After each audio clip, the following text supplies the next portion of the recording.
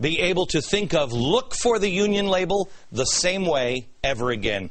Union members, you are not racist, revolutionaries, or communists. Maybe some are, but you know what? Some non-union members are as well.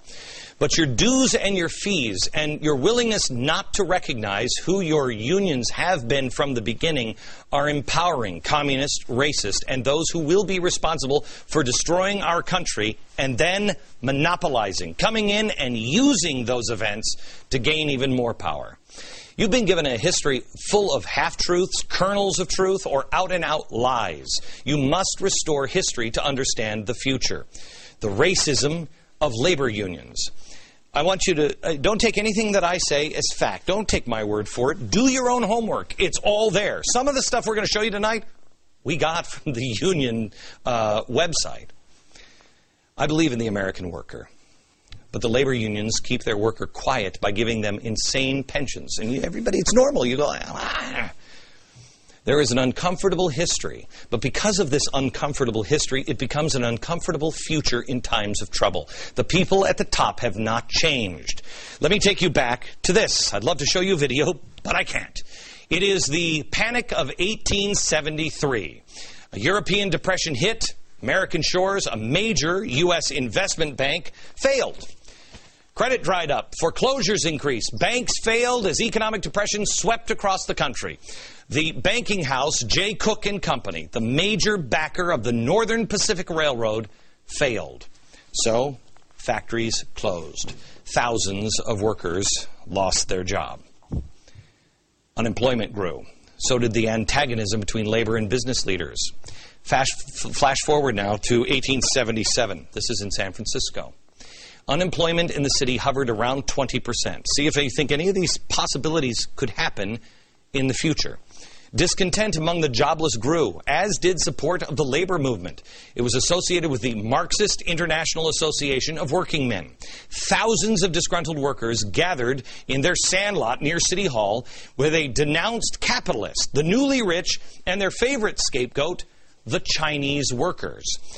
In July, striking railroad workers in Pittsburgh did this. This one was in Baltimore. This one was in Chicago. This one was in West Virginia. They clashed with militia and deadly results all across the country. In San Francisco, a meeting was held in support of those striking workers. Here it is.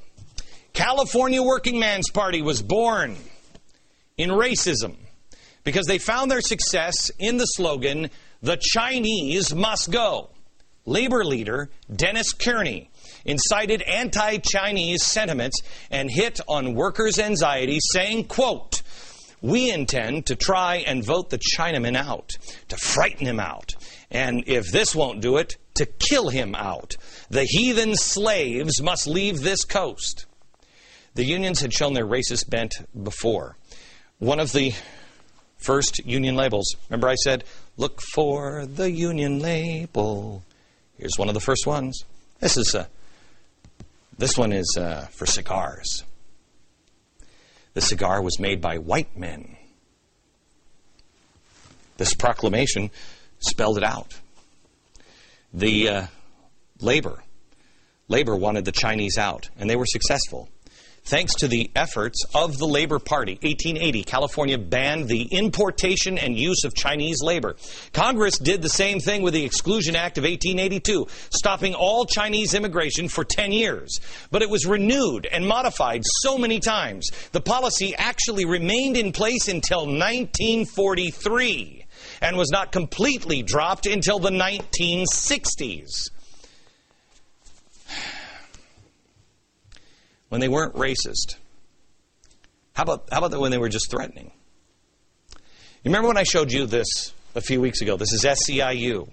SEIU protesters on the lawn of a Bank of America employee. He was not there, but his teenage son was home and terrified. Let me take you back again to San Francisco and 1877. This guy. Okay, remember this? 1877. This is the same scene, except it's in picture form because they didn't have a video camera. Labor leader Dennis Kearney and his cronies, they went to the wealthy neighborhoods in San Francisco and told at least one meeting, quote, "A little judicious hanging right now, here and now, would be the best course to pursue with the capitalist and the stock sharps who are all threatening time to rob us." Yet in another meeting, he warned the railroad owners to fire all Chinese laborers. Remember Judge Lynch. That's the labor union. It's the same thing. History repeats itself unless you understand history and you stop it. The labor union leadership today would like us to believe that it's really something to help the little guy, but haven't they used strong-arm tactics and even racism to determine who gets in the unions and who gets jobs? The racist roots run deep in the union movement. In the black leadership from the time of the Civil War and after to World War II, Booker T. Washington and W.E.B. Du Bois are the two most prominent leaders. They didn't agree on much, right, but one thing they did agree on was unions were bad for black Americans. They discriminated against blacks, they wouldn't let them in unions, and they harmed them and killed them sometimes when they served as strikebreakers. Again, something we never learned in the public schools. Rarely. And unions, I mean, you look at this question, are unions good for America? Is there any unionized industry that has flourished? I mean, look at the auto workers, the steel workers, the rubber workers in the tire industry. Are any of those industries better off in helping America more because of what the unions have done in those industries? The answers are obvious. Ahead, she was the mother of birth control. You learned that in school. But what you aren't taught is that she wanted to use birth control to wipe out an entire race. What you've never been taught about Margaret Sanger, next. She's admired by progressives and even by our present Secretary of State. But Glenn doesn't share the same feelings about Planned Parenthood founder Margaret Sanger. Take a look at this clip that Burton's actually in, and we'll comment on it some more after you watch.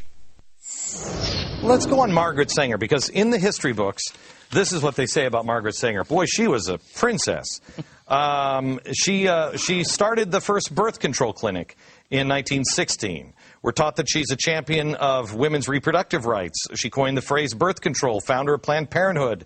But in infancy, the movement Sanger led was part of a radical vision for reforming the world that made common cause with the socialist and the IWW in challenging the limits of progressive reform. I don't think that goes far enough. She was, correct me if I'm wrong, trying to wipe out the, quote, Negro race. Was she not? Yes. She starts something called the Negro Project, in which she tries to enlist black ministers and get them to go into their neighborhoods and tell black people not to reproduce because they are, in her words, an unfit group.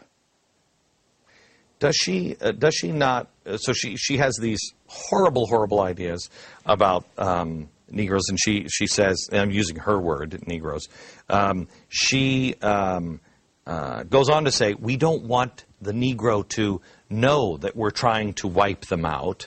God forbid they catch on. But then, why does she leave the country?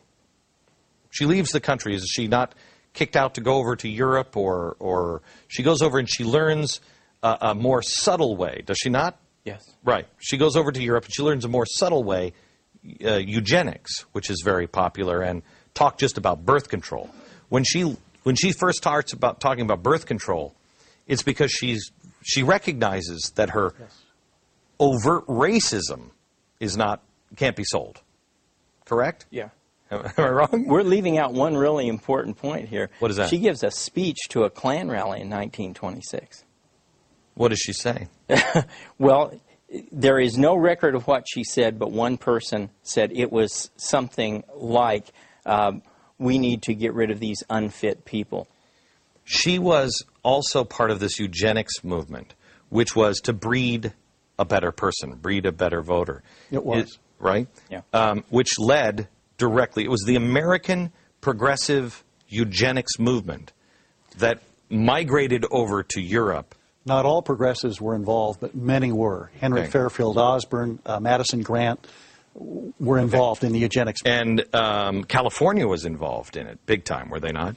And they migrated the eugenics over to Europe, which there's the idea of the Aryan race and the fit society, and we'll breed the ultimate race, and led to the gas chambers. And where does all this start and kind of catch on in Europe? Public health. They are always claiming this is in the name of public health. We have to make sure that unfit groups don't reproduce because they're damaging public health. So it's all done in the name of health care. Margaret Sanger, idolized in the public school system as telling people how to live their lives without having babies. In reality, a vicious racist. What we see in those clips and in your question here, Margaret Sanger is the founder of Planned Parenthood. Right. They have birth control. Right. And what it's being used for is to diminish the number of black Americans. She wants to reduce their numbers. She's a racist, she's a eugenicist, and that is the purpose of her movement with Planned Parenthood. It's tragic. We know from the clips we just saw that she affiliated with the KKK. We know she talked about aborting black babies. But we don't know this from the public schools. We don't. It's hard. You're hard-pressed to find a textbook. In that clip, you have Larry Schweikart. His book, Patriots' History of the United States, is great. Right. Try to find another book that gives you the true story about Margaret Sanger. There aren't many. Back in a moment. So here's some of what we learned in tonight's crash course. For one, you're not imagining things. History is, in fact, being distorted and even erased. We learned that Woodrow Wilson and Franklin Delano Roosevelt did more to destroy the Constitution than practically all other U.S. presidents combined. Why is it we were never taught that he prolonged the Depression? That FDR waged a war against the Constitution? What about Woodrow Wilson? I hate this guy. I don't even want to show his picture. Why is it that no textbook teaches that Wilson was imprisoning Americans who spoke out against his war, World War I, or that Wilson's high tax policies led to a depression in 1920, ignored in all of the history books? Why is that? Roosevelt openly mocked the Constitution by calling it a horse and buggy document. We learned that President Obama and FDR share a lot in common, like choosing to revive the economy with massive government spending and creating or expanding government entitlement programs. In the midst of the Great Depression, Franklin Roosevelt signed Social Security into law, laying a cornerstone in the foundation of America's middle class. We have an obligation to keep that promise. Those are things they have to pay for over and over and over again. We learned that with the separation of church and state, our founders did want to keep the state out of the church, but not the church out of the state. Separation church and state, let me go at it another way. Number one, the phrase doesn't exist in any constitutional document, any government document. So we're now talking about a metaphor that has no place in the Constitution except because judges tell us it belongs there. Certainly not out of the public square. We learned that unions weren't always for equal rights for all. California Working Man's Party was born in racism because they found their success in the slogan, "The Chinese must go." We learned that birth control for Margaret Sanger was partly an idea to get African Americans not to reproduce so they wouldn't keep having babies. She gives a speech to a Klan rally in 1926. What does she say? Well, there is no record of what she said, but one person said it was something like, we need to get rid of these unfit people. Find out where we're headed tomorrow. Next. Thanks for joining us tonight. And a special thanks to Professor Burton Folsom Jr. for joining us. Make sure you buy his book, New Deal or Raw Deal. And if you want, you can catch me on the Fox Business Network, 10 a.m. Eastern on Saturday with Freedom Watch. Tomorrow night on this program, Controlling the Message. From New York, defending freedom. Good night, America.